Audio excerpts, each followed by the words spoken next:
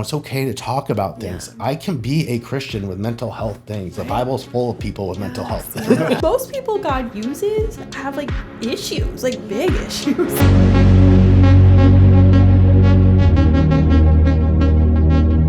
This is the Atomic Souls Podcast. All right, welcome to Atomic Souls Podcast. Thank you. Never done this before. Who are you? What do you do? My name is Micah. I do help with operations and admissions here at Awkward Recovery. I'm also a house manager for Ascension House. From Southern California, I grew up beach guy. Nice. Do you surf? Yeah, surfing, all that stuff. Dad was a pilot. My mom was a stay-at-home mom my whole life. I grew up going to church every Sunday, church camp, every winter, every summer, all that, kind of just running amok over there though and stuff. But it's, I miss California, but I'm glad I'm here too. Yeah. Going to Disneyland. My grandfather was a psychologist. Really? Mm-hmm. Nice. Yeah, and before he retired. What kind of people did he work with? It was more a mental health aspect of things. This was a long time ago. But he was also a pastor for many years too. Interesting. I came from a really kind of successful family with things. Like everyone kind of achieved everything, and I was kind of the black sheep. I was the ADD kid, didn't do well in school was just a struggle. Yeah. My sister was the athlete, the star of the show for everything, and ended up going to University of Texas and graduating. And and I was just like the kid, just could not, was just very insecure, didn't really know my place in things. Was like bullied a lot growing up, especially in my, elementary, junior high. It wasn't until probably high school, about my junior year, I would say, I kind of started coming out of my shell, but that's when I also started getting into a little bit of trouble too. Rebelling. Rebelling. Yeah. We're very rebellious. Find your people, kind of. I think my dad was gone a lot too. It was a pilot. Was he commercial or military? UPS. Oh. He never went through the military. My grandfather he had 3 sons, all of them through pilot school. One of the uncles did psychiatric kind of work too. But my dad and his younger brother were pilots. My uncle, my youngest one, he had his own airplane parts business. Cool. And he had his own Learjet. And, wasn't real close with him. He took us on the plane a couple times, but I kind of some resentment there. Yeah. He was the rebellious one too, though, growing up. But there was some he just wasn't close to the family. Like it was different, The little bit we did see him, he was fun to be around, but I didn't know him very well. He passed away when I was 17 from drugs and alcohol. Oh, interesting. I was a senior in high school when that happened. Again, it didn't really hit me that hard when I found out because I didn't know him like that. Like it definitely, affected my grandmother. Nobody wants their kids passing away before them, but right. Anyone else in your family struggle with that? Both my dad's brothers. So, my dad's older brother, he did psychiatric kind of work and stuff. Very smart. He started struggling with drugs and alcohol, and he ended up taking his own life when I was about 22, 23 years old. Yeah. So it was hard. Yeah. I was close with him. Yeah. And so they passed away kind of back to back. Within a few years. Yeah. But my grandmother was alive for both of those. Jeez. So my dad's the only one left now on that side of the family. So did he struggle with drugs and alcohol? My dad? Never. Yeah. My dad, my intermediate family doesn't drink. Yeah. My sister does a little bit here and there, but not with addiction. Yeah. I was the one at 16, that's when the rebellion started, I remember, 16 years old, New Year's Eve, Y2K, lying and manipulating to go to a party. mom, and why they're having like a church thing going on for New Year's Eve. And then moms just have instinct, knew where I was at, found it out, and shows up. My friends all are scattering everywhere. No. She's yelling at the mom there because there's a mom giving us the alcohol, and I'm getting dragged up the stairs with all this church stuff going on. Like, and that's when like my addiction really started, you know? And I just was rebellious. I was not a good kid. Like I was the kid that you did not want your kids hanging out with. So at church, church, the parents did not like me, you know. Do you think that the rebellion came from you like trying to run from something internally with family, or just trying to find a group that accepted you? It was acceptance more than anything. I think there's a little bit of both of those probably, but I wanted to feel accepted. Like I was always picked on and bullied, and I kind of found a group that like was the cool kids, and I wanted to be, you know, seen. I wanted to be heard, and you know, and I think I was just trying to find myself, but I got really lost in that.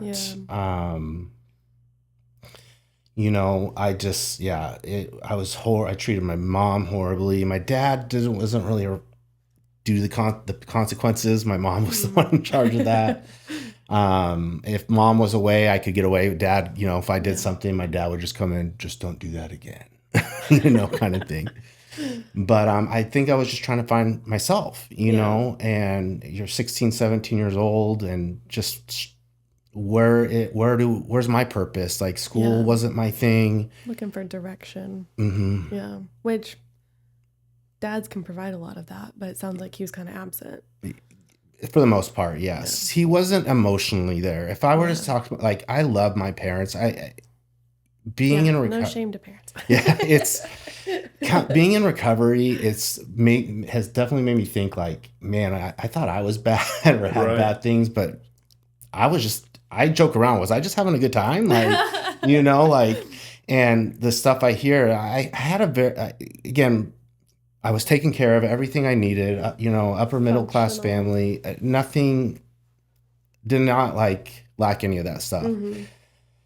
But when it comes, again, with my family, it's funny because my parents couldn't be more opposite from each other. Yeah. My mom was abused by her father in every way. Yeah. So she has still to this day a lot of emotional trauma that she's working through and stuff. My dad is so you take this very emotional person like her. My dad is literally the complete opposite, very stoic, no personality. Me and him can't even say I love you. Really? You know, he does love me. Yeah. You know, they've put me in and out of treatment. They've done a lot from the actions show it. Yeah. And which is good, right? Yeah. I always say love is an action, right? Yeah. But I realized the importance of saying it too. Yeah. Like I can tell Sal, I can tell Benize, and I can tell people like the guys at the house, you know, like I love you, you know, no problem, mom. But dad, it's just awkward. Yeah. You know, I've been in therapy plenty of times before, and they've all tried to challenge me. You gotta tell step out and you say it. And I'm like, it's just so uncomfortable though. Yeah. And what would happen if you said it? Yeah, you know, he's just, because what he'll do, like my sister has said it, and he'll just be like, so nobody says it to him? Yes. And that's a different, I'll get more into that too, but just recently, there's four of us in my intermediate family, and we were all together for the first time in years, and my sister said it, and my dad's just very like, oh, okay. Yeah. It's just awkward for him. But I should just start doing it to like mess with him. Yeah. Mm-hmm. Just be like, say it over the top. I just need to, Dad, I love you. Love you, Dad. Love you, Dad. And like peer pressure him to say it back. It's just, it's just so awkward for me. What? So that's what I do to Harley. Our daughter doesn't like to say it back either. Really? It's funny. She gets distracted. So she's watching a show, and I'll just sit there and poke her. Hey, I love you. Hey, Harley, I love you. I love you, Harley. She's just like, say it back. I think it's important to tell your kids you like. I think it is too. Yeah. I don't have kids, you know, but it's just important to hear that too. You know what I'm saying? Like, it's just, and again, I can say it with people. Yeah. You know, in my recovery group, my church friends, or whatever it is, it's no problem. But Dad, But very stoic man. Like, just know he's retired now. He retired in 2018, and he just kind of sits in his office and studies his stuff that he studies on. I come from a very, I know I've shared a little bit. I don't know if you've heard this, but more recently I was talking, with Sal out there about a week ago, and he's known me for, I'm coming up on 2 years sober now at the end of this month. And Congrats. didn't think that would ever happen. Is that the longest you've ever gotten? That's cool. Since I was 16. That's awesome. I'm 40, almost 43 in April. Wow. Nice. Didn't think that would happen. That's amazing. But, yeah, God had a different plan, and I'm glad he did. Yeah. But, I've known Sal, when I was a client at Ascension House, he, they get to know you a little bit. It was a different program than it is now. House manager, right? Yeah, it was like a treatment, 30 days. Then I went to Brightside, and so I was telling, and a lot of this stuff came out at Brightside, but I come from a very like end time event family, rapture, everything, fun. Since I was young. The fear of God. Yeah, the fear of hell. It's just terrified. And so I was just terrified all the time. my whole life. I still remember a time That's why you got drunk on Y2K. Yeah. It's ending. It was ending. Might as well do it. Yeah. And I've shared before, like, there were times, like, over the last, when I was in my addiction for 24 years, like, it was so terrifying because every year it was like, oh, it's happening this year. I felt like every year there was something. Every year it's something. And I was just like, I would sit there and start just pounding alcohol. I was in such bad fear over it. And I know my parents, and it was, growing up, it was like very fear-based kind of thing growing up in church too. Like you go to these little, what they call hell houses. They used to have there was a Netflix documentary on one, and you go in, it's like the scary, and then they'll yes, there's I know what you're talking about. It's like a walkthrough, like haunted house, but for church. And then they been to that. Yep. Yeah, they kind of like feel like, just you got to scare people out of hell. It's like, this is not authentic love towar's God in any way. Towards God. I was so terrified of God. Like, I still remember I shared yesterday a couple of, like, I think Mike and Sal, I was like, I still remember, I was probably 17, 18 years old. I smoked a bunch of weed, and my mom calls me talking about the rapture, and I'm sitting there going, I'm high, and the rapture is about to happen right now, and I was freaking out. Like, now I look at this was hilarious. But that it just, for really all my life, I was terrified of this because it was just like, oh my gosh. And I would just, I don't blame anything done to me or said to me on my addiction. I made those choices to do it. I was running to that. That was my solution, right? I say, like, alcohol and drugs aren't the problem. They're a solution for a lot of them. If you're panicking about the end times, then alcohol and it drugs was are going to suppress it that. worked for somewhat. It was a delusion that it worked. Yeah. But it numbed me, because I was just freaking out, and so much to handle. Yeah. And it was a lot to handle, and just the world in chaos and all these things. And it just, again, and then just feeling like I had no purpose. Like, what am I doing? Like, I'm going to, everyone else, it sounds like, had clear direction of what they want to do. Yeah. And I just didn't know, I worked in restaurants my whole life. Made really good money at some of them. But if you know anything about the restaurant industry, it is a toxic drug, alcohol, all of it. Health. A lot of substance use disorders. I worked for Costco for 6 years. Same thing. Anything customer service, kind of like that. You find a lot of substance use disorders. Dealing with customers and stuff like that. And I was just a very insecure, lack of confidence, and that's something I still battle to this day too. I've learned to walk in that fear, though. Trust God, trust. I have the right people, like you guys all know. It told me, like, coming into this job. I came in. I don't know what I'm doing. No clue. I was honest. That's and the best. it's funny because I remember Mike was saying, we were all talking one day. You're like, the things that you prayed for this place are kind of over, like, a lot, but they're good things to be stressed about. It's fun. A lot of stress lately, but it's all good stuff. Yeah. We're all growing. Yeah, it's all the problems that we wanted in the past. That you wanted to have. It's funny, too, that you say that because Sal was the same way. He got hired on, and then he literally pulled Benize and Lori to the side. I was like, okay, how do I not get fired? Yeah. Lori just told us that this morning. Yeah. It's like, how do I not get fired? And it's like, do anything. Because the bar was very low when Sal started. It's a lot for someone like me and Sal. Like, this is a whole different thing. Working in restaurants and customer service and that one, then not knowing anything on computers. Like, I've never needed to. Like, I know how to use my phone. I know how to pay my bills, but that's good. What do you mean this stuff I have to type in and stuff? And being ADD, like, I learned differently. I always felt like I was dumb. Coming from family that very smart, bright, college educate. I always thought college education meant smart, which isn't true. Oh yeah. I always compared myself, and that will defeat you. Like, I compared myself to everyone. Yeah.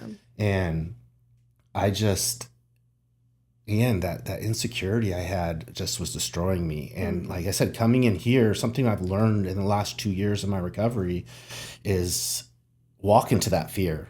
Yeah. Mm-hmm. With holding God's hand, saying, hey, and being like, I've got you, Again, I learned differently, when I remember talking with Benize and stuff. We were driving to go see a client right before I started here. I'm like, hey, I just want you to know, some people learn real quick. It's going to take me 3, 4, 5 times to ask the same question sometimes. I have notes, but it's just ADD, you kind of like... Yeah.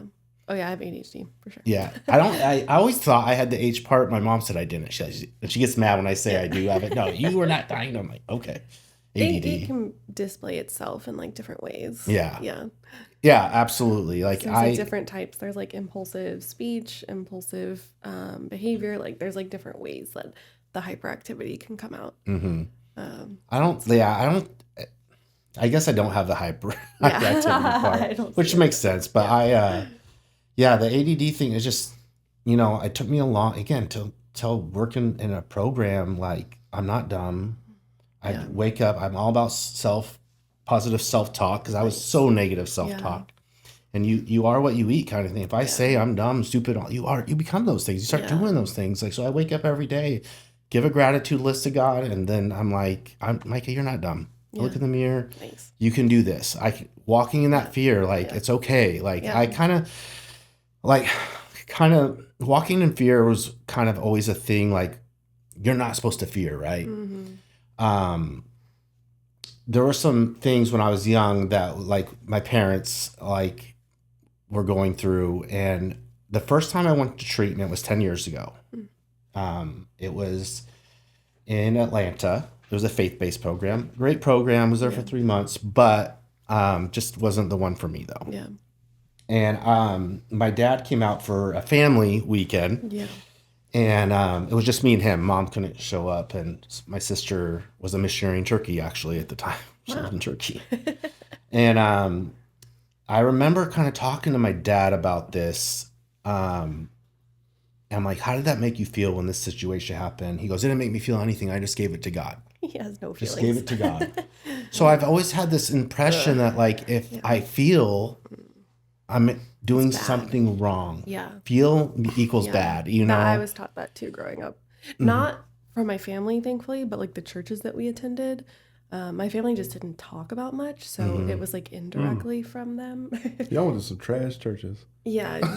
So mine wasn't as intense as yours, but there was definitely a lot of that, like, pray it away. Like, if you have anxiety and depression, like, you're not doing enough for God, and it's like, pray it away. And so that's actually why I got into counseling. Was like, I don't want anyone else to feel like this. I went to some, like, the Passion Conference in Atlanta, if you know that one. I went to that a couple times in college, and I was like, that's it. Like, I want to help people who've been told that, because I want people to like be Christian, but also, like, you can have mental health issues. Absolutely. Praying is not the only solution.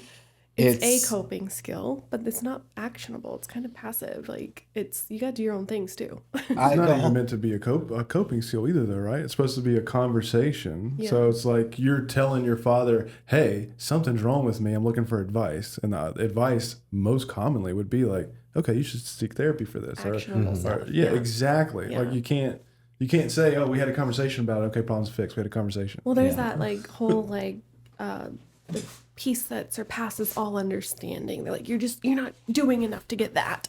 Yeah. I'm like, Jesus Christ, what do I do? Like, it's not being good enough. Like, I'm not praying. You're not praying enough. You're not reading the Bible enough. You're not doing whatever enough. And it's like, you know, my first, like we say in recovery, our spiritual experience or spiritual awakening, you know, growing up again in the church or something I heard my whole life. I remember sitting in Ascension House and it just hit me like a bolt of lightning was faith without works is dead. Because in my addiction, I would sit there and beg God to either take me out or just help, like begging him to help me. And I remember God being like, you know, Micah, your problem isn't the faith. Your problem is your lack of work. Action. When it came to making money, I was a hard worker. Anything else I was lazy on. I was lazy. I'm lazy at heart by doing that stuff. I was a slob. I've been kicked out of houses because of it. You know, my addiction obviously equals that, you know, and things like that. And I'm like, oh, I got to work. I didn't want to go to meetings. I didn't want to do a 4-step. I didn't want to do all this. And that's when it kind of changed for me. I was like, okay. I'm like, I'll do my part, God, if you just promise to do yours. And he's like, of course he is. And I did. But you don't get that momentum with God if you're not doing the actions to drive it forward. I have to. It's a team effort. Like God will not fix what we're not willing to admit or do. Like, why would he? There's no learning on that. It's like being financially irresponsible and then him just giving you $10 million finally. Like, how are you going to learn anything? Still irresponsible. Now I'm just irresponsible with a lot of money. Like, and the same is with like irresponsible with your anxiety. If you're not doing the actions to like make it better yourself too, it's not going to get fixed. And that's why it's like talking. That's why I'm big. You know, all I just want to do is help people. When I kind of, you know, after about 9 months of sobriety, it was like, okay, what's next? That's good. And I had still no purpose. What do I do? Prayer, obviously, but also doing my part. What do you like doing? I like to help people. Then I get a phone call a couple months later from Benize. Do you want to be the house manager? Sure. Every insecurity, because I'm a very passive person, very people pleaser, a lot of different character defects going on with me. But I grew so much doing it. And then now I'm working for you guys. And it's like, where did this happen? Like, how did this happen? You know, I'm sober. I have a job that I like doing. I'm still learning and growing and still fears and different things going on. But like, what's happening right now? And it's been good. But kind of like going back on the, again, kind of like growing up, like it's bad to feel kind of thing. It's funny because my mom would talk about things.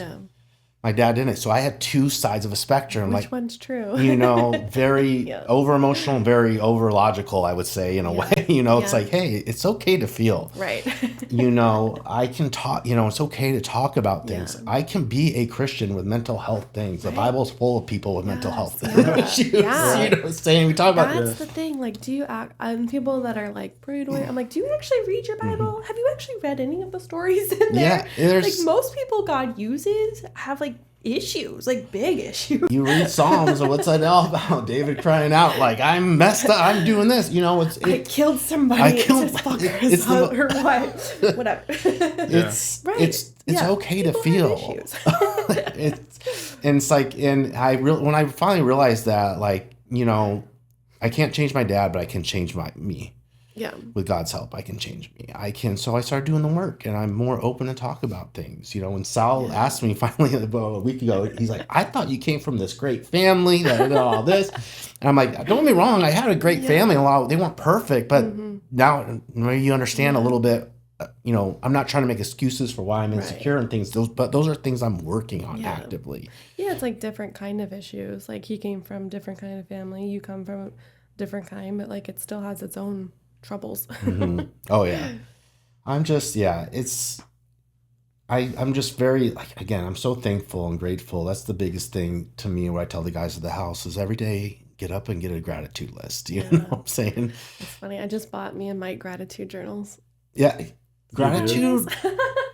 It rewires your brain. I had a house manager at Brightside who taught me that, you know, who talked to us about it. And it just changes us, you know, because we want to complain about everything we don't have. You know, I deal with it with the guys at the house. It's like, you have a roof over your head. What are you so mad about? You know, you're the like, last 6 months, we've had so much change happening. We're constantly saying to each other, like, good problems. It's good problems. Yeah. Like, and they are good. It's hard. Yeah. It's good problems. I was hanging out with Tyler the other day. We were getting cigars, and he commented on that. He said, man, every time I see you, you're always like, man, I got all these things going on, but, they're all good problems. It's all stuff I wanted a year ago. He's like, you always say that. And I said, yeah. I'm just reminding myself to stay grateful. Yeah. It's hard, though, because we are selfish. It's very negative. We realize how selfish we really are. Like, Yeah. and I said, if it wasn't for my program and doing that, I wouldn't have, I didn't, in my addiction, realize I was being selfish and doing all these things. I just, I was an asshole. Like I was trying. I just took. Yeah. It was all about Micah.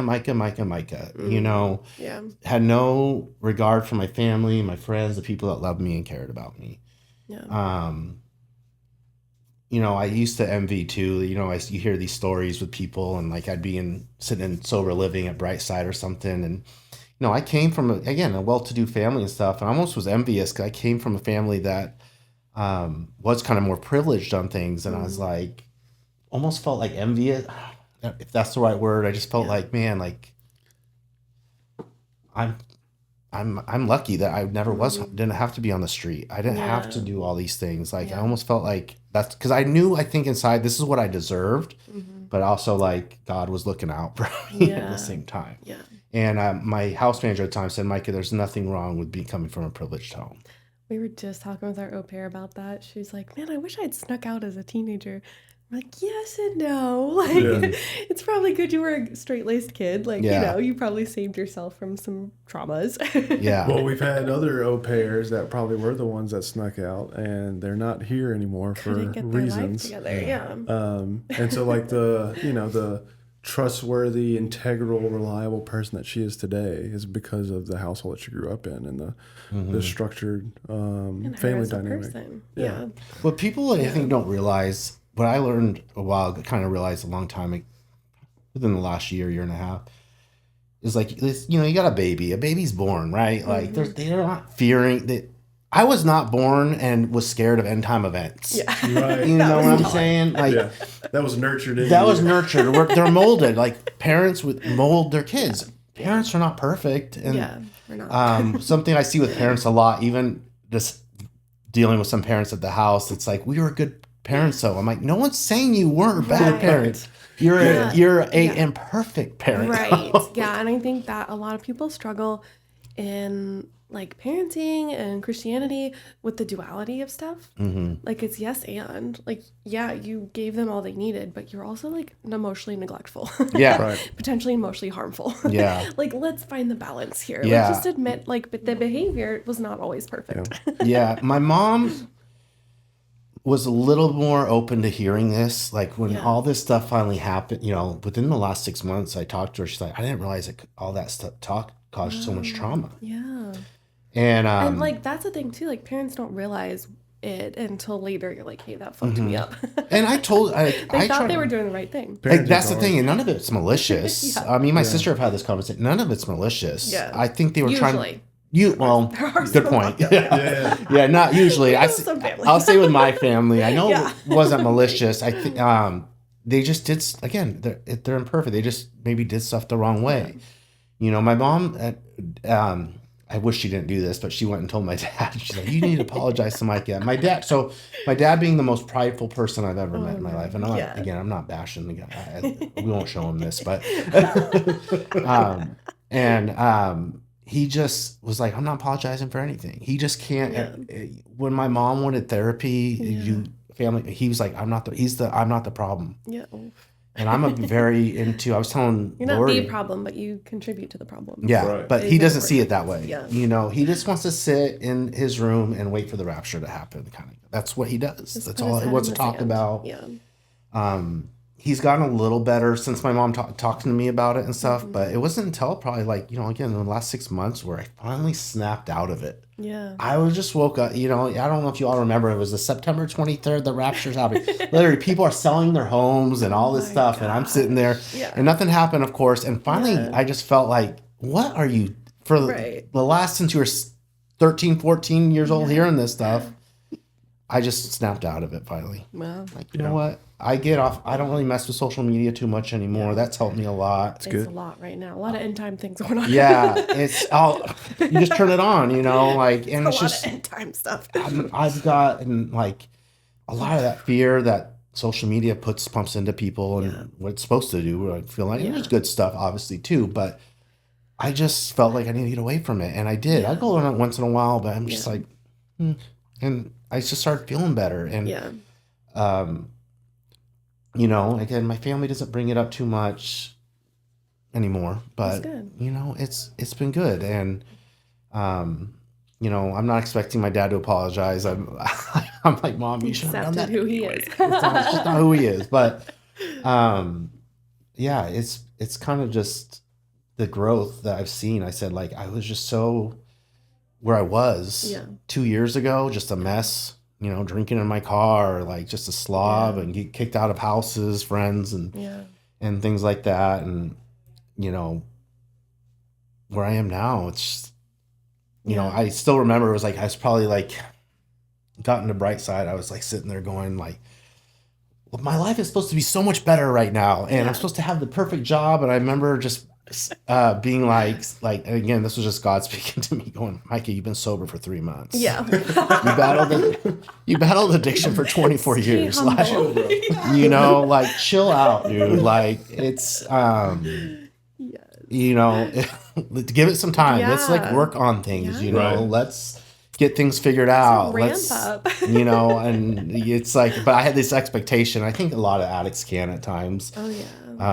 I think a lot of people get sober and they're like, or find God, and it's like immediately their life's gonna be better. No. These are just things that like help make your life better. Yeah. It can give you a better hope for the future, but you still have to do a lot of work. You have to do a lot of work. That's not even unique to addicts. That's just life in general. I think addicts try to make it unique to them, but it's just a life thing. You get kids out of college and they're like, oh, I'm supposed to have this great job now and life's supposed to be perfect. It's like, no, you got $200,000 of student debt and you're still starting at an entry-level position. Yeah. Like, that's the reality. Life sucks. Deal with it. Oh, you found God, like, and all your problems didn't go away. Like that's such a thing that you see. Like again, with we've had clients at the house that like again Christian guys that think that like God just like he'll heal me, right? But it's like he's there, but he's not a genie. Yeah. Right. It's not a make a wish that foundation that you're trying to like God, and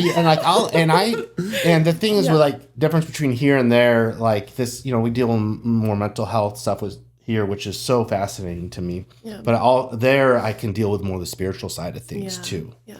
And it's so I've told guys, like, I was that same way. I thought, like, Jesus was just going to heal me. Yeah. And he didn't. And it's like, I got to work at it. Yeah. Like, he's, like, if you even, like, I've even opened up the Bible, see, that lady had to still run to him. Right. Like, that person had to get up in faith. Yeah. Like, you can't, we just want the quick fix. Action. Yeah. People want quick addict fixes. behavior. Yeah, it is.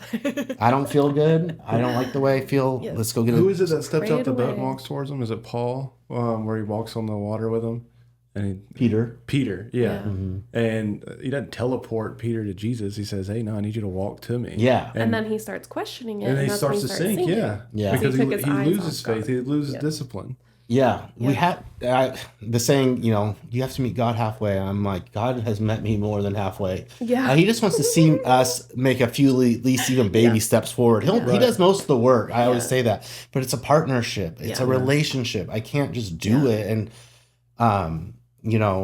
expect him just to do all the work. Means, Sal and other people, and I've talked to guys like, doing our part in it and,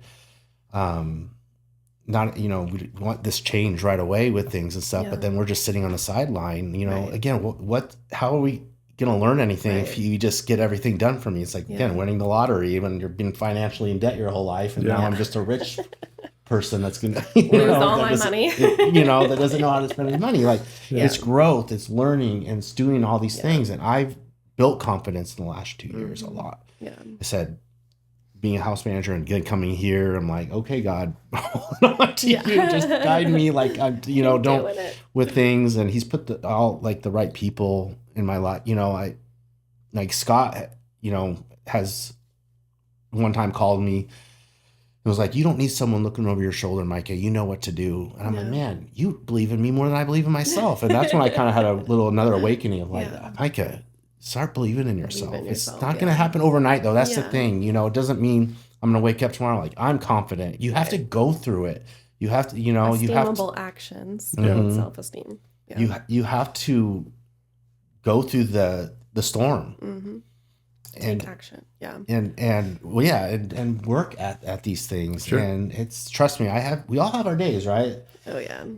It's the whole thing for me, and I talk about a lot, is just trying to be a little bit better than we were the day before. Mm-hmm. And I'd be lying if I told you I have days where I just don't want to deal with the guys at the house. I want to just lock my door, leave me alone. I don't want to talk to anyone, stuff. But it's, those days are very few. Because when I was in my addiction, especially the last probably 7, 8 years, I was that isolated addict. Mm-hmm.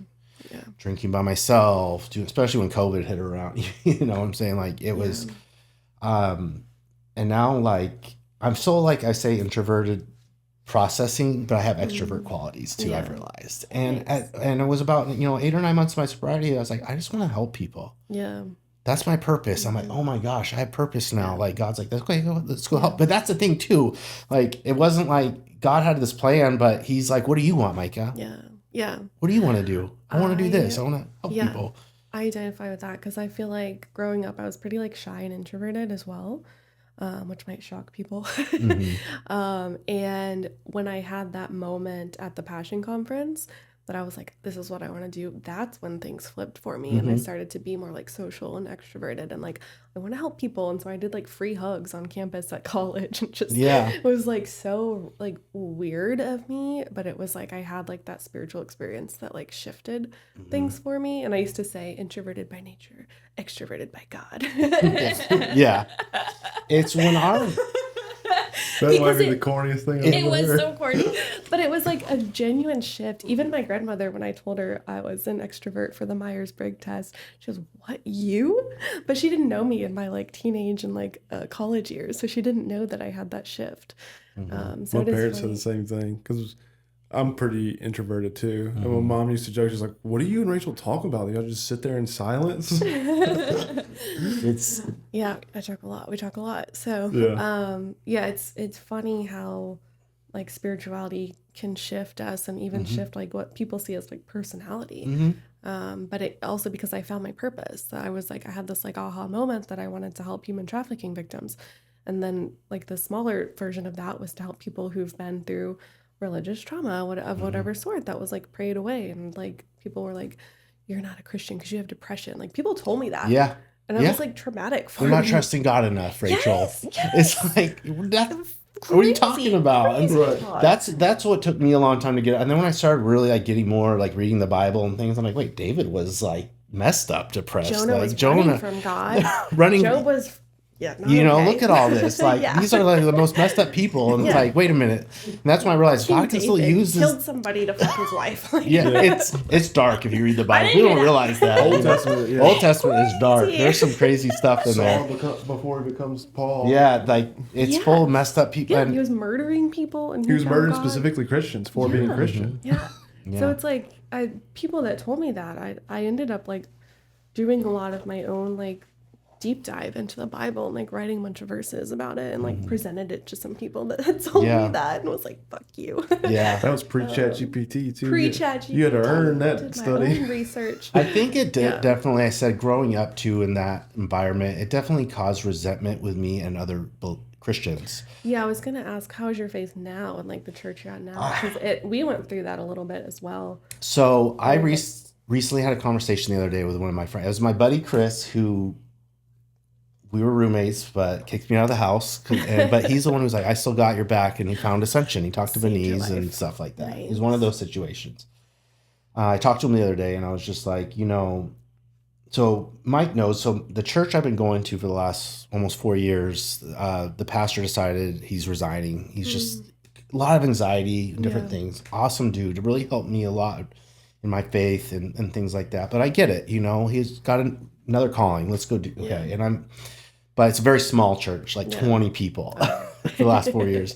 So now I'm in this situation that our last service is this Sunday. And I'm like, so he calls me to catch up. And I'm just like, I don't know if I really want to go to another church because I just struggle with Christians. Same. We're all messed up. We're all hypocrites at times. I can be myself too, but I'm just like, don't like how the Western church has kind of shifted with things. It's just a show a lot of times. Where's the authentic? I'm an open book now. Yeah. I will tell anyone my story and not give a shit. Yeah. I don't care what you think about me, what you say, but I know who where my identity lies. I'm comfortable with that. I'm very confident in that. Yeah. Well, that's a perspective that I struggled with too. And what I had to come to, it changes a lot when you have a kid, especially like. Yeah, because we kind of got out the church until we had Harley. And the frame that changed for me, and I always come back to this a lot. We talked about this yesterday about, the church being the bride of Christ. And so I relate it a lot to marriage. There's a ton of shit I do with Rachel that I have no desire to be there. But she knows that I don't want to be there. And it means even more that I go anyway. And so that's kind of the case for me with church is I'm not there to connect with those people. I'm there because it's an act of love and faith unto my Heavenly Father. It's a worship. It's worship. I always say I'm there to worship God first. Exactly. For me, community can be a beautiful thing. I've met some of my closest friends to this day are from community, from church. Yeah. But I'm still that person. Like, now I got to go tell these new church my story. And then I got to go and talk to people. And a lot You of don't it, have to do that, though. And I don't. Yeah. Yeah, when we were looking for churches, I was like, I kind of just want to be a face in the crowd. Yeah. And just go for us. And that was like our criteria. And even like though we have gotten to know the pastor, because previously people would be like, oh, y'all do things. Can y'all lead stuff? Can y'all lead this department? I literally walked into a church one time in college because I was like well known. The first day they asked me to be their youth pastor. Yeah.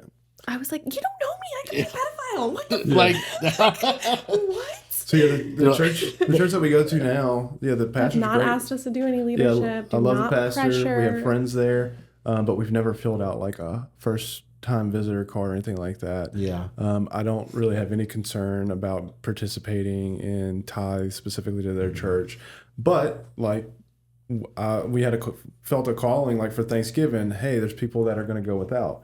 All right, we're going to put a few $1,000s in to try and help with that. For Christmas, we sponsored a kid and then also donated a few $1,000 more specifically just to feed families. Like those are things that we feel a personal conviction that we need to do and also participate in that community so we're aware of the needs that are needed. Because if we weren't a part of the community, we wouldn't know that those are needs that need to be met. Yeah. The churches can hide some of that. So my sponsor, who's a Christian guy, actually, I met him at a meeting a year and a half ago now, and just happens to be a Christian dude. And he was one of those guys too. When he got sober, he told me he wasn't a follower in that way, but he became one. He's like, I don't need AA anymore. And he said that God was like, yes, you do. You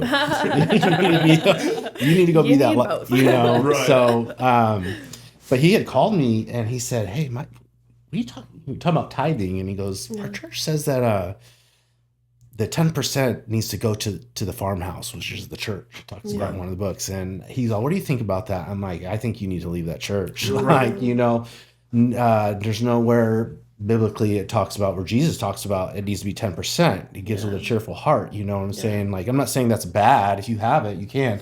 I'd rather give money to help I'm not against giving to your local church or anything, but I'd rather go help somebody that needs food. Yeah. Right. Go help hey, you need help with paying your utilities or something. Right. That's what I care about. Church is just, I said, the Western church is just, it's like, be a member at our church. It's like, first of all, where's that biblical? I have to sign a covenant saying I agree with everything you say. And it's just like, it's a numbers game. It's not about making disciples. It's about making consumers. Yeah. Exactly. It's a business now. That's what I struggle with. And I was telling my buddy, and he goes, Micah, what you're saying is true. Yeah. But what his concern was, he's like, where are you going to, in 6 months, if you start spiritually spiraling down in some way, because you don't have that, like, what's that going to look like? So it's something I'm, you know, a lot of it does come down to my own ego and pride. And that was the thing for me, was like, I had to check myself on like judging people. And so we have found a church that we feel like we still judge, but we're not. But we there's less. So there's less like stuff that I'm like, oh, I don't like that. So I got a buddy that he's going through all the stuff to become a confirmed Catholic right now. And very similar conversation. He was, you know, he was approaching his father-in-law and was like, look, I absolutely want to, you know, go through with all this and everything. And I love being a part of y'all's church. But like some of the stuff I just don't jive with. Like, is it okay if I'm only 80% of the way there and there's 20% that I just don't agree with? And he said, well, you should talk to the priest about that. So he talks to the priest about it, and the priest tells him, if you agree with 80% of it, you're the best Catholic that's ever ever lived. Yeah. He's like, I don't agree with probably 50% of it, and I'm the priest. Yeah. And so I you know, taking that into any church environment, that kind of has to be the case. Like, I don't have to agree with everything that you believe in.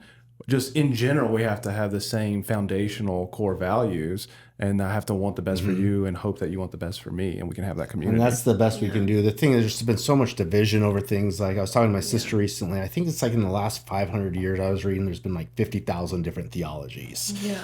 Or some pretty whack, probably, that are some like, you know, there's just difference in things. My dad, again, end time stuff is eschatology, you know, and so like, but it's like, I had this idea, like, I've always wrestled, like, whatever the person in front of me tells me is true. Yeah. And that's that, whatever this pastor says is true, whatever this, and like, if I had a disagreement, something was wrong with me. Like, I'm wrong. I am very passive. You know, I come from a very prideful family, like, likes to, and I'm like the... Dad's right, pastor's right, okay. And a lot of that, I mean, it's everything. Like, my sister, whoever says anything to me, is like, friends, like, I must be wrong. And that just came from confidence and just kind of, again, not, you know, doing my own research and stuff, and just feeling like a lot of my, you know, so being an addict, we all know we lie and manipulate like no other, you know. And the thing in my addiction, I don't know if I think I shared this, but I was a very self-aware addict. I wasn't one of the ones where people had to come, you have a problem. I knew I had a problem, and trust me, those conversations happened, but I never was in denial. I was talking to one of my best friends I've known for 13, 14 years. I'm like, you know, talking with his parents, and I was like, do you remember me kind of being in denial of this? He goes, never. I knew I had a problem. It was when I hit about 30 years old, 29, 30, I was like, this is a problem. You know, I moved out here the first time from California, and to kind of get away from it. Yeah. And then that lasted a little bit of white knuckling my addiction, and about 6 months later. But I was very self-aware of what was going on. And so something with me about lying and manipulating, I got to a point where it's like, no one's going to believe me. So I never advocate for myself. Yeah. No one's going to believe me. You know, like, so it's easier just, even if I didn't do it, just say, okay, I did it. Because, you know, it was just easier. I didn't want to, to this day, I struggle with advocating. And let me tell you, since I've been the house manager, how many times I've had to advocate certain situations, you might even know some of them, where I was just like getting phone calls. I'm like, what are you talking about? I was like, you struggle with this? Good luck. You're going to do that. That's exactly what it was. We grow during that. Like, literally, being a house manager has hit every insecurity button of mine. You know what I said to God? I said, I don't want to work with addiction clients. Yep. I own at a fucking addiction treatment center. That's all. It's like, God's like, I got another plan for you, Rachel. My first job license was a detox center. It's the only one hiring. But it's what you did tell God is I want to help people that are, you know, dealing with human trafficking, and help people that with mental issues. That was part of it. Yeah, and God's like, they go hand in hand. That's the same group of people. Yeah, God was like, we're going to put you in the detox, and you're going to learn a little bit more. And that's how what I've learned to do is, like, I always say, I always wrestle God like Jacob did in the Bible, but I'm done doing that. I was one of the 99, and I'm just done. I'm not going to win. It's like, I'm 40, like I was 40. Oh yeah. Almost 41 when I got sober. Yeah. The fact that us addicts that can live that long past, like, God's got a plan. And so I just go, okay, I might not like it. I might be uncomfortable. I might be walking in fear, but That's how you grow. And I tell my guys, I was telling a client here who called me a little bit ago, I was like, hey, we grow by when we're uncomfortable. I understand it sucks. Yeah. But we grow by being uncomfortable. Yeah. I don't get comfortable just sitting in my room playing PlayStation. Like, going out and doing stuff and making that progress. I was a lazy person. Now I'm in the house telling guys to clean their room. Like, I'm saying, like, I had to work at that point to clean up, take care of myself and stuff. So well, it sounds like God wants you to grow and find a new church. Mm-hmm. Yeah. Oh yeah. Oh yeah. Oh yeah. I'll be the voice of God for you. I need that. Come to church for the Sunday. You just speak through me. Come to Radical. Yeah, come to church for the Sunday. Is it too far south for you? Well, this is my last week at this Sunday at my little church, but maybe I will. Come the week after. Yeah. It's pretty good. Because what I told my buddy is like, this is the thing again. If I don't do this right away, 6 months are going to go by, and I'm just going to be. That happened to us. We got out the church for probably like 4 or 5 years because we were just like COVID, and like the church we liked like fell apart, and so we were just like, fuck it. Yeah. But then some friends started going to this one once things opened back up and kept inviting us. We're like, okay, fine. My little church was amazing. That's why I felt like I have a certain standard now. Like when I got out of Ascension, I had gotten a scholarship for Brightside for I think it was like $500, and they paid the other $350. They offered me a little job afterwards, and I had slapped these people in the face so many times. They were paying for me to go to therapy. I had a sign like thing, like I'd keep updates and stay sober kind of thing, and couldn't do it. And they still stood by my side. Like they still were there. They didn't like judge me. They loved me. They cared about me. So now I got to go find and that's just like, oh God, I don't want to do it, but I will. I know I need to. I said if I don't do it right away, it's just. I'll do it next week. I'm a procrastinator by heart. I try not to be. I'm a hypocrite because I tell the guys to stop procrastinating. But don't procrastinate. But I do it too. And it's...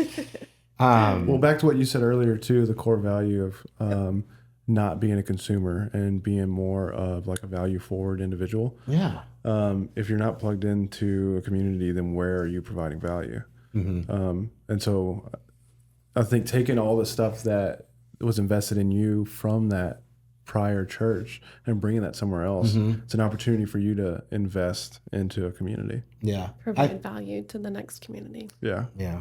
I feel like God needs me to be a light at these churches. It kind of like a lot of them don't. It's so funny like how we get used at times. So I was in this cohort. It was like with my pastor, a bunch of different churches. Yeah. This was pretty much right when I got into Brightside. Not sure. It was for a year. My pastor invited me, and there was another member from the church, and we had to tell our story every. We went once a month. We did other things, and it's Micah's turn, and but telling my story, and everyone's just quiet. I was the only one like, oh geez, what I'm saying. And I had this guy ask me, and this is where I feel like, and why God wants me like to kind of be this light in the churches.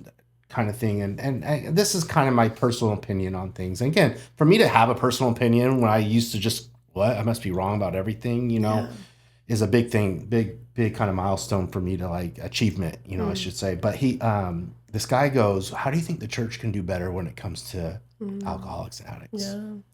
And I said, my exact words are like, look, it's funny you've said this to me because for the last 4 months, God has told me, put it on my heart that someone's going to ask you this. So I'm answering the best way I can that he would want me to answer. Okay. And I can understand there's going to be some disagreements in this. You know what? That's okay. Yeah. It's just my opinion. But he asked me that. I'm like, one thing in growing up in California, like when you went to like any kind of church kind of function or anything, you never saw alcohol. Yeah. It wasn't a legalistic thing. It was just like more of a conviction thing. Like you just didn't. Move out here to Texas, you go to like happy hour with the church. You go to church functions that have just beer everywhere and different things like that. And the whole, again, they always throw the word legalistic around. It's like, stop throwing that damn word around. Like, it's just so used so loosely. It's like, I'm not legalistic. I don't think it's wrong for a Christian to have a beer. Yeah. I told them, I don't keep it away from church functions. I meet so many people in recovery that are struggling and they don't know it. And to no fault of the church, but you are unknowingly feeding into their delusion. I had the delusion for the longest time my Christian brothers and sisters are doing it. Jesus drank wine. Just pray it away. You know, pray like the addiction away. I can do, you know, it must be okay. Yeah. You know, they're doing it. Jesus drank wine. The you wine know? that Jesus drank was very watered But down. that they're feeding into a delusion to people that this is okay. And I'm not, you know, saying you can't have like time doing those things too. I think there's a time and place for everything. And I just have a personal opinion that church is not one of them. Yeah. Again, I've met so many people that my church doesn't know, and you know, and they just want to feel accepted, right? I just wanted accepted, so I'm sitting there drinking with my church, like, having a beer, was fine, but they didn't know I was on the way home from going to the liquor store. Yeah, you know, they didn't know I was doing those things. So to me, that was just my opinion. Everyone kind of just sat there like, oh, you know, like okay, I'm like, you had to kind of keep saying like, this is just my opinion, you know, I'm not expecting, Texas is different than California, you know, they just, things are different with things, but I'm not telling everyone to just change, you know, needs to, you know, it's not like that, but I agree with the opinion. I think exactly what you said, there's a time and place for everything. Like a church function, you can be hindering your witness, not only to addicts, but to people that are not a Christian or are, you know, they're church curious maybe. And they come in there like, oh, how's this different than just going to the bar with my buddies? Like you're hindering your witness by allowing that to take place in that time and place.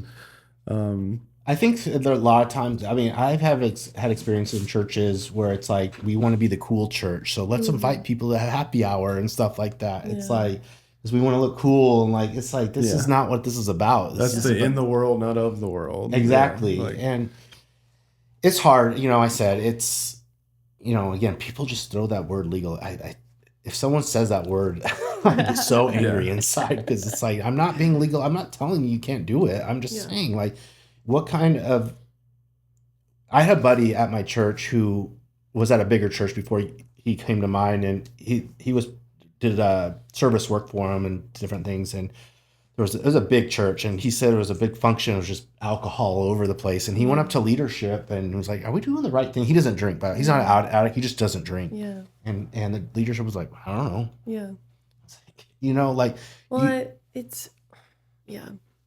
feel like you're not going to have like a slot machine at a church function. Like, you're not going to have like, porn at a church, you know, it's like these are things that people struggle with like pretty intensely. So like, why do we have alcohol? There's more.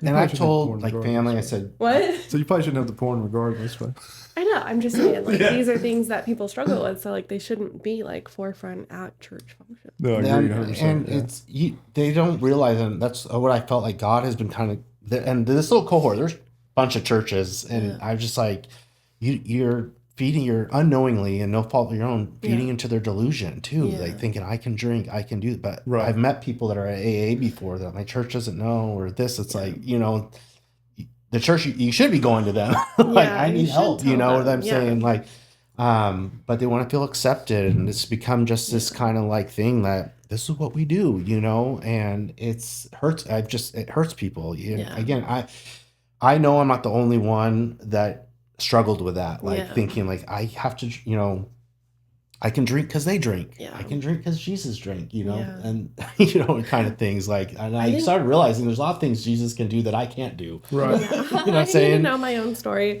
You know, I think too, like the church doesn't talk about it that often. They'll kind of gloss over like things people struggle with. I feel like growing up, at least, I don't remember a lot of talk about like addiction. I remember there was a lot of talk about sexuality and all those struggles, or gluttony, or like all of the other sins, but addiction was like never brought up. It was like it's a shame if you're an addict. So taboo to like bring up. And I really appreciate like Pastor Trevor talks about addiction almost every other service. He'll be like, if you're struggling with addiction, if you're struggling with this or that, and he like names off stuff.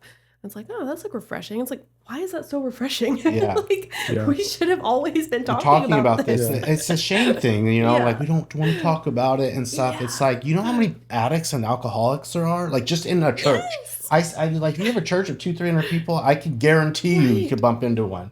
Like, you know, and that's kind of what I feel like my message is try to get out to church. Hey, what are we doing? Are we doing more harm than we are good? Because we want to not be legalistic, you know, like, or we're just too scared to call it out. Or exactly. And that's the thing, like addicts and alcoholics, and I'm not, people, Micah, well, you're an alcoholic. Of course you're going to say this, but they're some of the brightest people I've ever, most down-to-earth people I've ever met in my life, especially when they get sober and they're working on a program and they're working on their mental health. They come out as some of the most brilliant people I've ever met. Yeah. You know? Well, it's a life crisis. You like almost have to like become you have to be successful. You have to have like a life crisis. And also, a lot of people that don't have addiction, they never have that like awakening. Yeah. I mean, if you think about it in a biblical sense, there wouldn't, from a demonic standpoint, there wouldn't be a reason to tempt you if you weren't capable of great things. So like they have where Jesus is getting tempted by Satan because he's the Son of Christ. He's about to die for everybody's sins, and he's trying to tempt him and get him to fall when he's doing his fast in the wilderness and everything. Well, it's like there's no point in tempting him if he's not capable of anything. So if you think of that in the sense of battling with addiction and stuff, why do you battle this? Because you're capable of great fucking things. Yeah. That's why I say God kept us addicts that are older, some of the older clients and people I've met in meetings are like, there's a reason I'm still here. Yeah. And I know I'm going down the right path. I know working here, I'm going down the right path. There's still a lot going on. There's still a lot of learning. I'm proud of myself where I've gone, but I know I'm going down the right path. And that's where that faith comes in. It's like, I look at God, he's so big. I'm just following him. I can't see around him though. Yeah. So you're kind of like, it's again about just trusting him with things. And that's kind of what I'm doing. Every once in a while, he kind of opens it up and see where, what you're doing. Yeah. But it's crazy that, again, see, like, man, my sister tells me you should have been dead a long time ago. I'm like, it's true.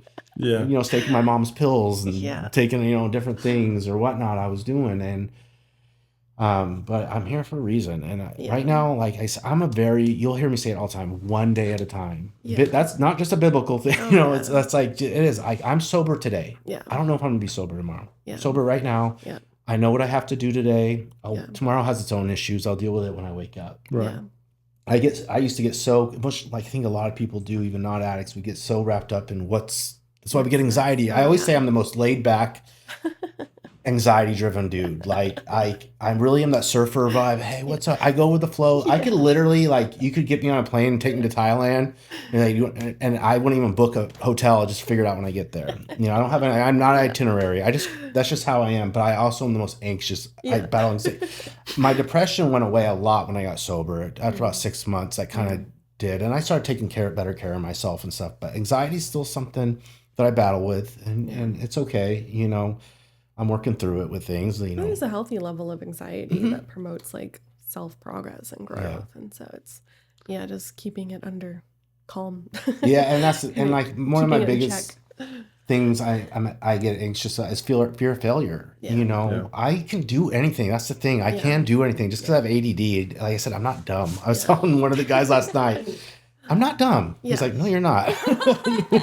I'm not. I can't figure it out. But I've had this delusion, again, that I was just this dumb person with ADD because I didn't do well in school. I didn't go to college. I didn't, I come from all these bright people in my family. And here's Micah, and God's like, yeah, here you are. Like, I made you different, and your ADD is your superpower. Yeah, and it can be in the right setting. Yeah. I'm very empathetic, very impassioned. I want to help people. I'm sitting there.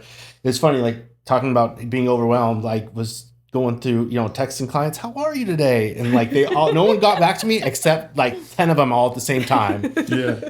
Some calling me and stuff. And I'm like, this is actually a good thing. Like, I'm glad you called, but I'm just like going through it. Did I miss anybody? Because I don't want them to feel left out, But that's what I like doing. I want to help people. And that's what I've told God. And that's what I told people. If I have to learn a damn computer and do some stuff like that and make me uncomfortable to help people, that's what I'm going to do. Yeah. I get that. And I think back, like, all of that reminds me of being 18 to 23 and saying I want to help people with human trafficking. Like, I had no business of helping people through human trafficking at that time. I had to learn so much, and it's been like 10 years. That I'm finally able to, like, I had to stop talking about it for a while because I was like, it feels so far away. I was stuck in like working for other people and in treatment and stuff, and like now we're like getting there where it's like a possibility to integrate into the program or research how to integrate it. And so all that being said, like, you're like learning all these things for a reason. Like, it might be another 10 years, who knows, but that's a blip in time. Perspective's everything. Yeah. Like framing it as this is a piece of the puzzle that's growing me to be what I'm going to be. Like Rachel working in other facilities and stuff and learning from their modes of operation and their leadership was training her to be who she is today. And today is training her to be who she's going to be tomorrow. For you, you know, the same thing. It was like that for me on the boats. Yeah. Starting out as a green deckhand and just, I mean, literally eating shit as a green deckhand. Like you're cleaning toilets and you're mopping and you're doing what. He was outside so much, my dad thought he was Hispanic. Yeah. All the stuff that nobody else wanted to do, I would do. But I had that frame of mind, like, well, I'm going to know how to do all these things because eventually I'm going to be these people's boss and I'm going to know how they do their job. And then I got to the point to where I was their boss and I knew how they do it. And so then you have the conversation, you're like, oh, well, that's too much. I can't do that. Bitch, I did that. Yeah. I'm going to come down there and show you how it's done. That's how I am with the guys at the house. What are you talking about? I was lazy too. I know, you know, like I was played the victim too. I lied and manipulated too. You can't bullshit a bullshitter. Stop doing it. Like it's not going to work, you know? Exactly. So that maintaining that perspective of everything that you're doing is always growing you to be the next level that you're going to be. It's so important. Yeah. I've never been more uncomfortable in my life. I'll tell you that where God has me. But you know what? I'm trusting the process, and I know again He's got a plan. I don't see it. And I always joke around with people. It's none of my business what God's plan is for me. You know, maybe that's partly true, maybe not. But it's just. Yeah, it's hard. It's hard at times, but I'm realizing again I can do this stuff. And how many times do we look back and go, "Why was I so worried?" Yeah, you know, in 6 months from now, I'm gonna look back like on the computer like a whiz, like what was I so stressed about, or doing this, or what not? And that's just how my insecurity with things. And how do you get over insecurity? But you walk through the fire, and that's what my house manager told me at Brightside.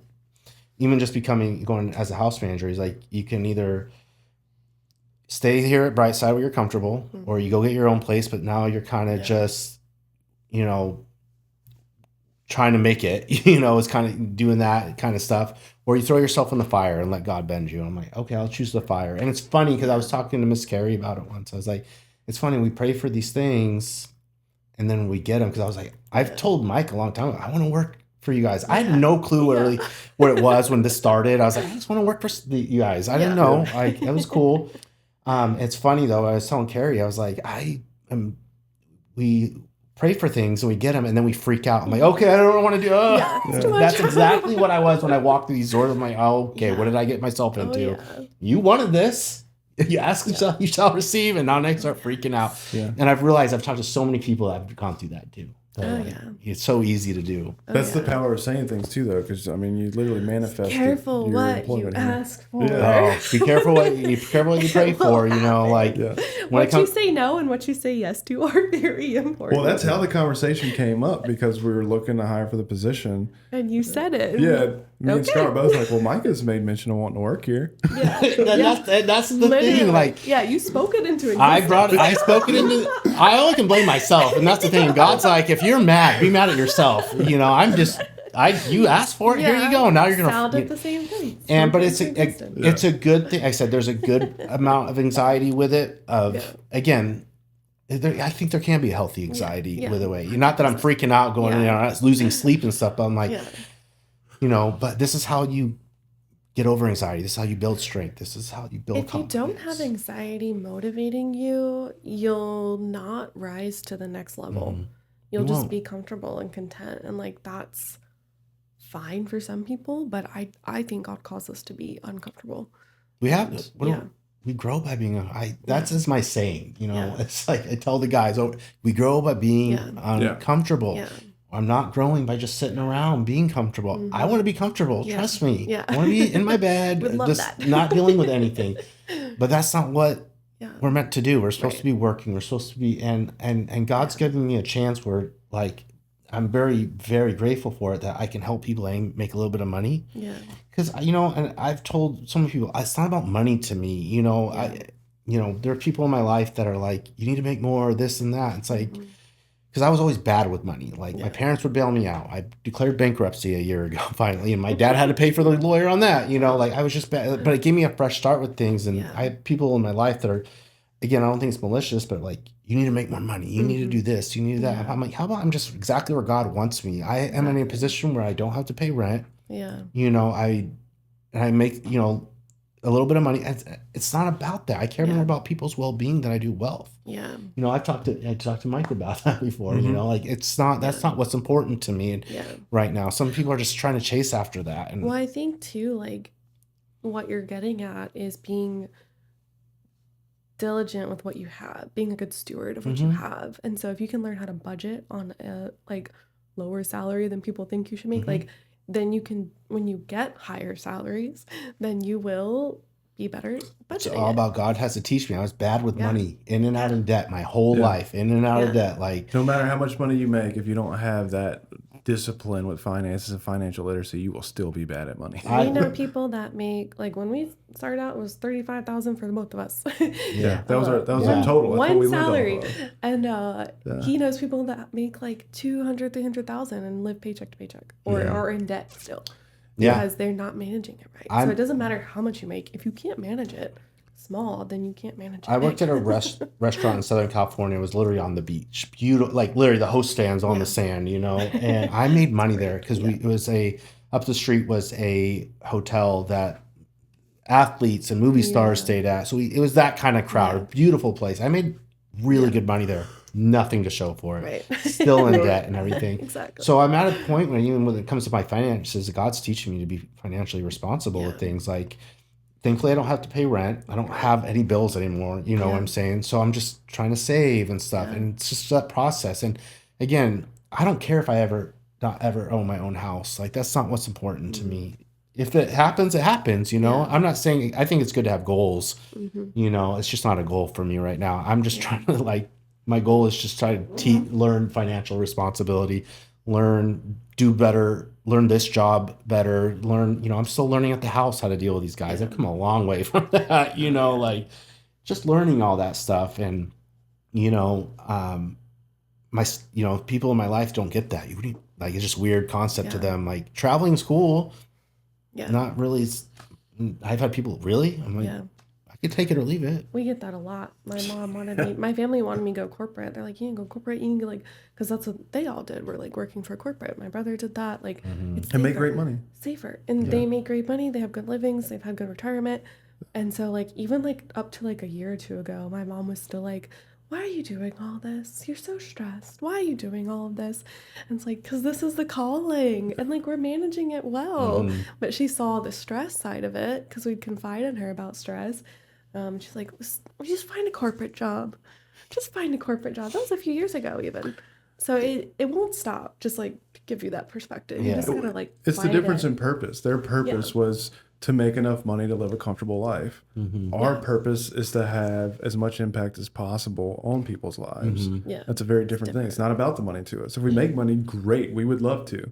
But that's not the goal. What did you say once to me? You're like, that money will eventually come if we have our priorities in the right spot or something like that. Our income's based off of the value that we provide. And if we're effectively providing value, you're going to get paid. That's just the way life works.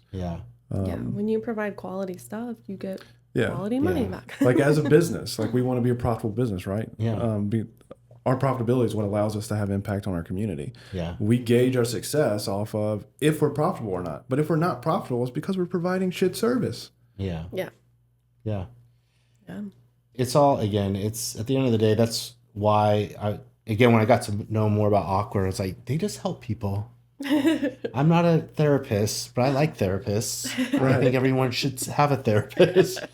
But they want to help people at the end of it. And that's what I noticed too, is like, this isn't just about let's bring people in to just make money. Like, yes, you want to do that. It's a business, right? But it's also like, because you authentically care. There's a lot of places that don't. It's just let's bring them in, you know. It's a consumer thing. And let's get the numbers up, you know.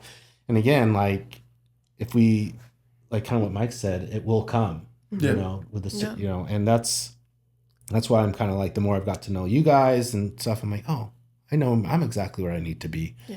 You know, as comfortable as I can be sometimes, I'm growing and doing all that. Like, I'm exactly, I rest in that. Like, I rest like, you know what, God, you got me right where you want me to be right now. And you know what, I'm proud of myself. Like, I'm doing good. Like, it was a lot, and I don't need to fear all these things, all the anxieties and stuff that come with learning a new job that you've never done before, and I just got to sit back and just kind of do my part right. I have to come in and do my part, and I'm going to do stuff that's wrong. I'm going to get corrected. It's okay.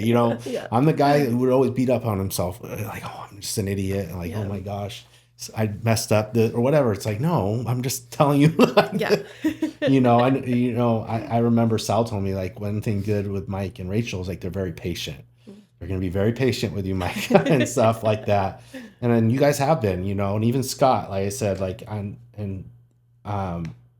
which has been a blessing because again, I want to do everything perfectly right, but it just doesn't work that way. There's growth with things. I can't just come in here and be like, know everything in one day as much as I want to. It's not realistic. It comes, growth is hard and it hurts at times. And just because I might make a mistake, which we all do, doesn't mean that we're worthless and things like that. And then we don't matter and that we messed up and now I'm this horrible person. It's like, no, you're a human being. Right.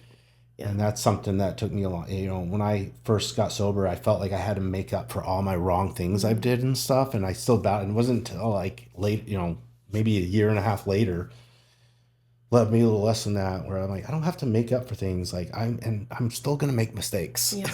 Yeah. It's okay. I come in here, it's mistake. As long as, I'm not actively trying to make mistakes.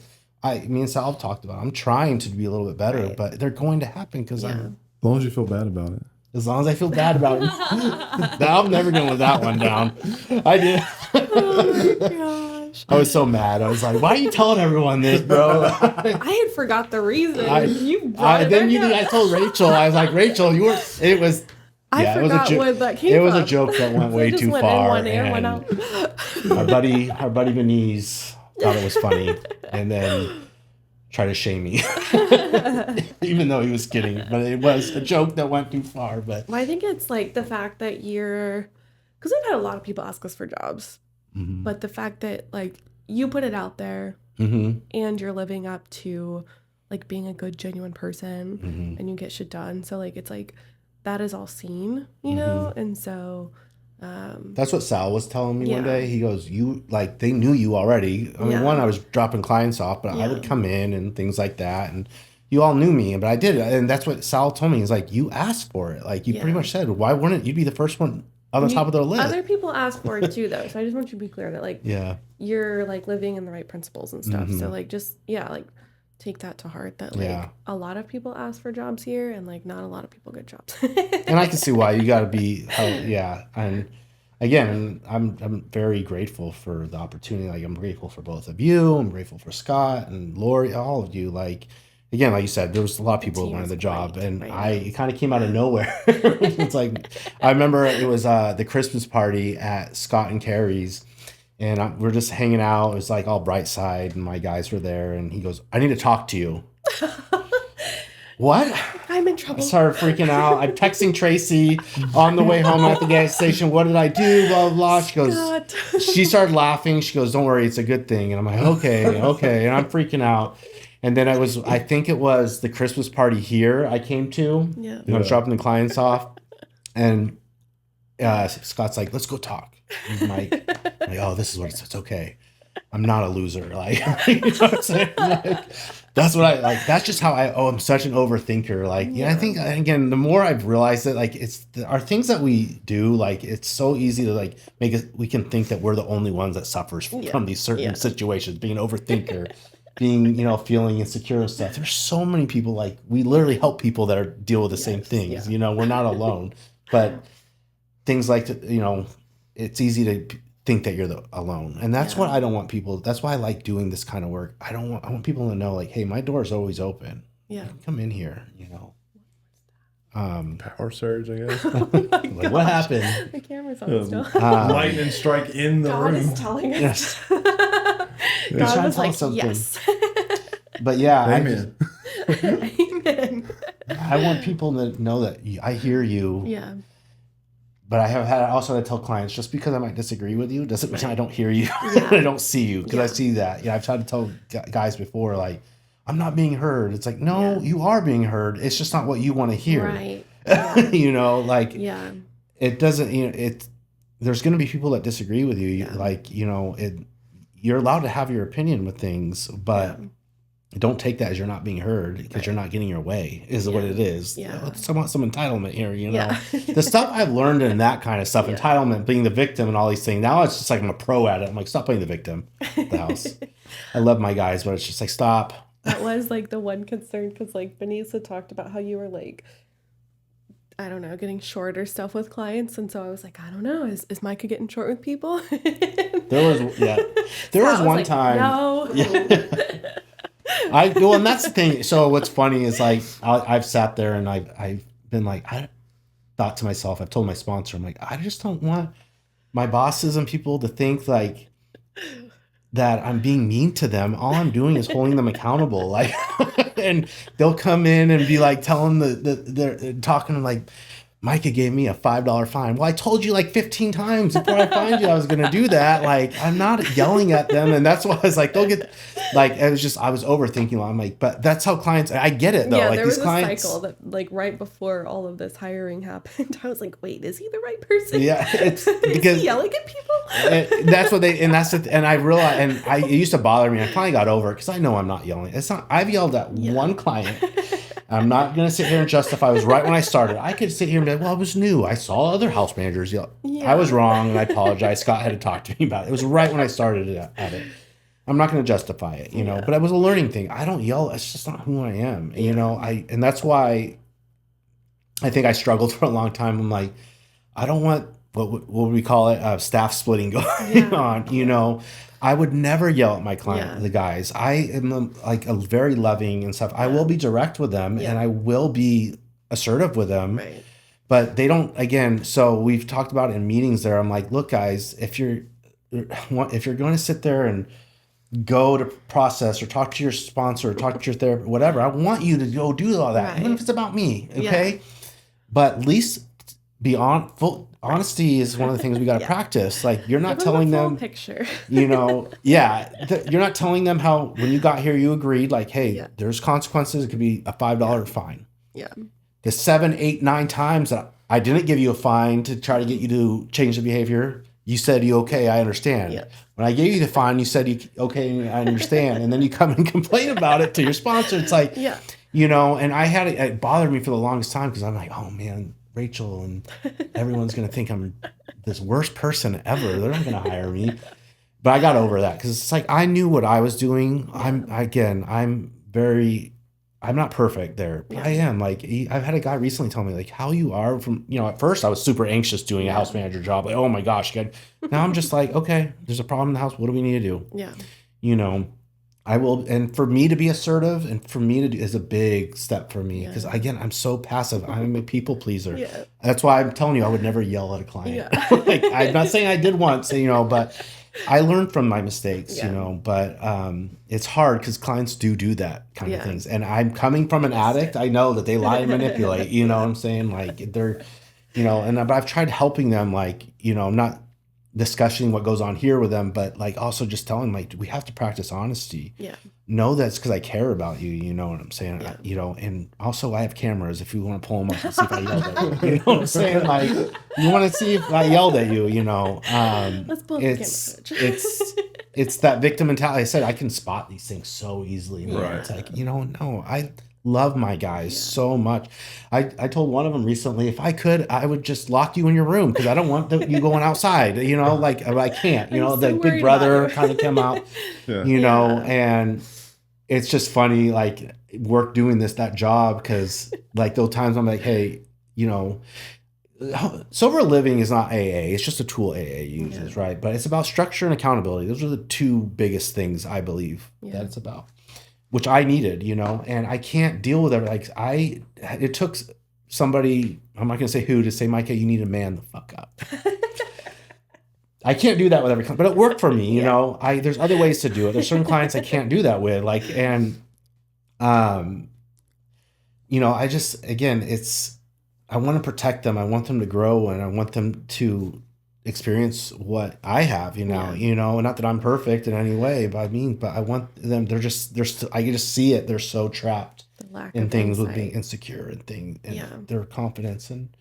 But it is hard when you have an awakening and have insight, you just want to like shake people and be like, why aren't you getting this? And what helps me, I do have to bring myself back. I get it. Yeah. I get it. I was the guy I was like, how is this me mopping the floor going to help? You know what I'm saying? It's structure. And that's why when I had to tell one of the guys once, like, look, this is a messy room. Like, this is gross. Like, okay, this is your PS5 is obviously getting in the way of your recovery because structure is part of it. Yeah. Let's get rid of it. Yeah. When I'm not around, it's all tough guy. But when I come home, I'll make sure I do it. I'm like, dude, I don't want you to be scared of me, bro. Like, that's something I tell the guys. I'm no better than you guys. I'm just in the driver's seat. I'm still in sober living too, just because I have my own room. Yeah. You know, I'm not better. I still have flaws. I still struggle. I still have fears. I still am anxious over things. Yeah. Just so you know, I do not yell at clients, I promise. It's not who I am. You know, I'm not perfect, but I can be passive aggressive maybe sometimes, but I'm not violent or in any way. That's cool. Good to know.